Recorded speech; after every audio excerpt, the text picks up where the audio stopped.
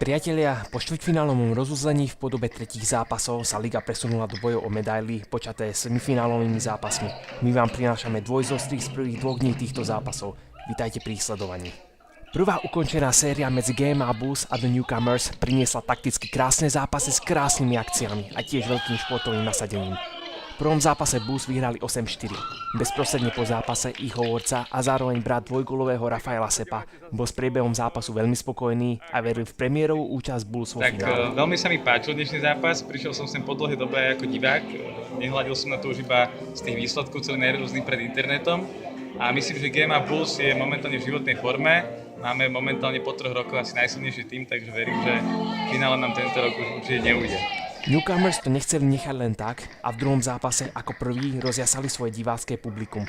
Nie však na dlho, čo skoro Bulls vyrovnali. V taktickom druhom polčase Bulls efektivite prečili súpera a čo skoro viedli o 2 góly.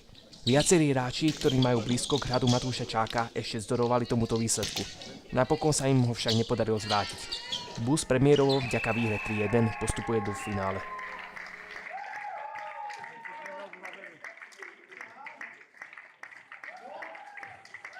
Ešte si to neuvedomujem zatiaľ, je to taká sranda. Neviem, že budeme hrať ešte v finále, uvidíme, čo bude vo finále, no.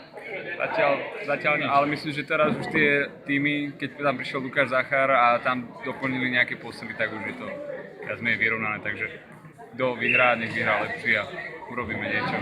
Všetko v našich silách by sme vyhrali. Séria medzi týmom Wasabi a nováčikmi Rytiers on the Coins priniesla v prvom zápase prekvapivý priebeh, kde si od prvého gólu Rytieri nenechali ujsť víťazstvo 6-2. Veľkú zásluhu mal na tom najmä trojgólový Mišo Mravík. Tým Wasabi s týmto zápasom nebol spokojný a do ďalšieho zápasu plánovali väčšie nasadenie. Taktika pre zajtrašných zápasov bude jednoznačne lepšia obrana. Verím, že sa na to môžeme zhodnúť, lebo sme dostali blbé góly na začiatku a určovalo to zápas. Takže sme nedôsledne bránili super, bránil dôslednejšie. A srdiečko sme do toho dali. Viacej srdiečka zajtra, určite.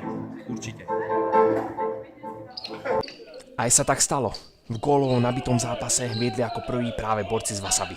Celkovo mal zápas veľmi vyrovnaný priebeh, kde v istom čase viedli Wasabi, potom zase Rytieri.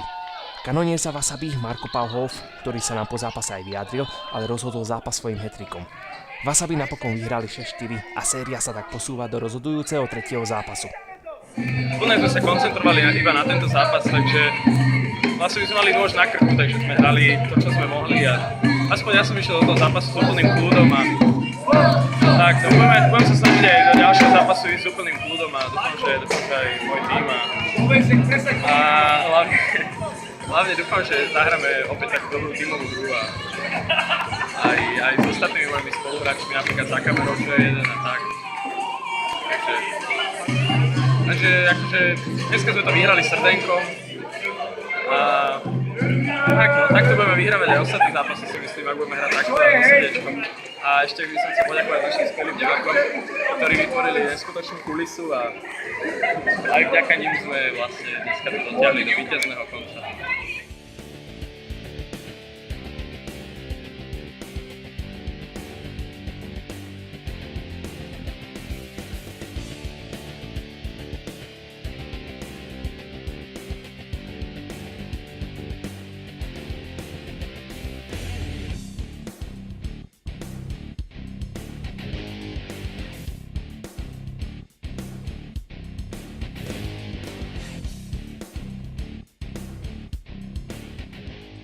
Nenechajte si ujsť posledný semifinálový zápas, ktorý sa dohrá v stredu 13. apríla 2016.